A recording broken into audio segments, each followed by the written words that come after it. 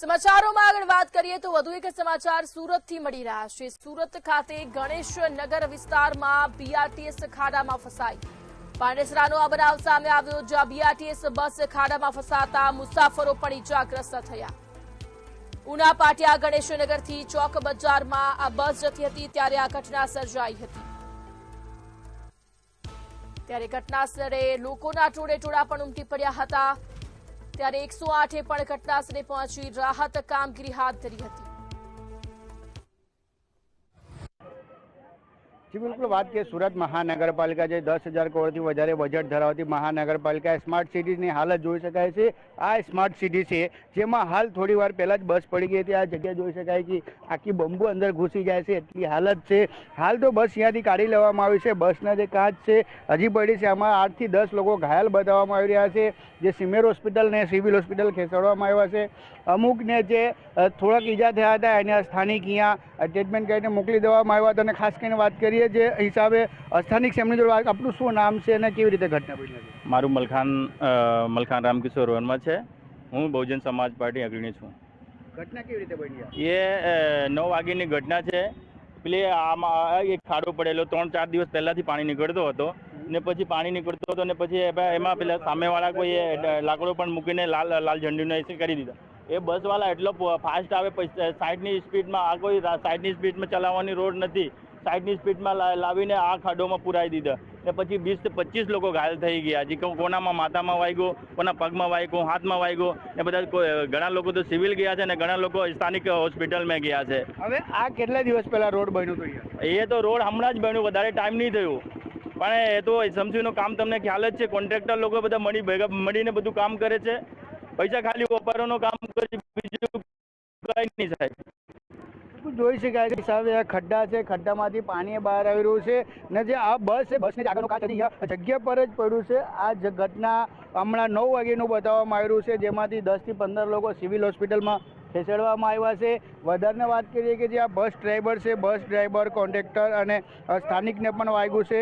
હવે આપણે બસમાં બતાવવાની કોશિશ કરશું કે જે હિસાબે અહીંયા જે એક્સિડન્ટ બની હતી ત્યારબાદની ઘટના બતાવીએ કે જે આ બસ છે, આ બસની અંદર જ 10 થી 15 જણાને એક્સિડન્ટ થયું છે। એક્સિડન્ટમાં જે લોકો છે એને હોસ્પિટલમાં આવ્યું છે। આ જ બસ છે 205 નંબરની બસ છે, જે અહીંયાથી ઉન પાટિયાથી ચોક બજાર જઈ રહી હતી। ચોક બજાર જવા પહેલાં ગણેશનગરમાં જ એને એક્સિડન્ટ થયું છે।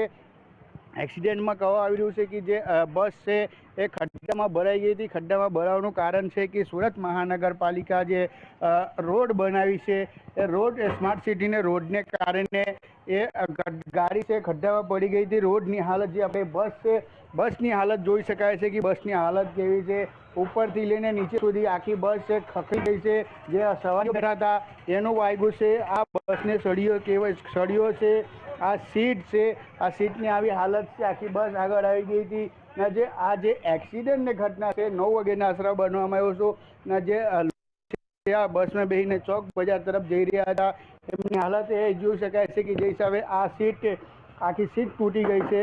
આ સીટ બે જગ્યા પરથી અલગ આવી ગઈ છે, તો જોઈ શકાય છે કે જે હિસાબે એક્સિડન્ટ થયો છે કેવી મોટી એક્સિડન્ટ કે છે, કેમ કે ખાસ કરીને વાત કરીએ જે હિસાબે સુરત મહાનગરપાલિકાને જે રોડ બનાવવાનું કામગીરી છે કશે ને કશે આમાં શંકાસ્પદ દેખાઈ રહ્યું છે કે સુરત મહાનગરપાલિકાને જે સ્માર્ટ સિટી છે, પ્રી મોન્સૂન કામગીરી છે એના ઉપર અનેકો સવાલ ઊભા થઈ રહ્યું છે કે જે હિસાબે આ રોડ છે કશે ને કશે એમાં ભ્રષ્ટાચારને ભેટ ચડ્યું છે।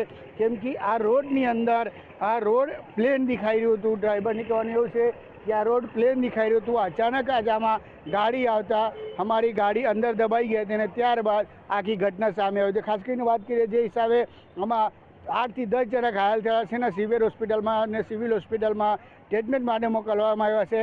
આખી બસ ભરેલી હતી, એમાં થોડા ઘણા જેના ઈજા થયા અહીંયા હાલ જે નજીકની ક્લિનિક છે કે દવાખાના છે એમાં ટ્રીટમેન્ટ લઈ રહ્યા છે। પણ વાત કરીએ કે સુરત મહાનગરપાલિકાને જે સ્માર્ટ સિટી ધરાવતી છે, જે કરોડોની એના બજેટ છે એની હાલ એવી છે કે થોડાક દિવસ પહેલાં જે આખી ટંકર છે, જે ડમ્પર છે એ રોડમાં ઘૂસી ગઈ હતી ને હાલ સુરત મહાનગરપાલિકાને જે બીઆરટીએસ બસ છે એ રોડમાં ઘૂસી ગઈ છે। હવે મહાનગરપાલિકાને વિકાસ જોઈને એવું લાગી રહ્યું છે કે આ વિકાસ નહીં આ વિનાશ છે।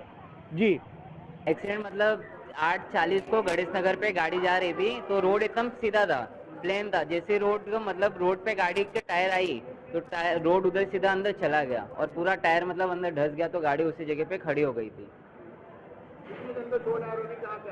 हम लोग अभी सिविल पे आए हैं 8-9 लोग को लेके, बाकी लोगों को हमने उधर ही, जिनको ज्यादा लगी थी उधर ही आसपास के हॉस्पिटल में एडमिट करवा दिया था। तो सागर में 8 दिन पहले खड्डा पड़ा था, ये लोग ने क्या ऊपर ऊपर मट्टी डाल दिया, बारिश चल तो पूरा खड्डे में गाड़ी चलेगी।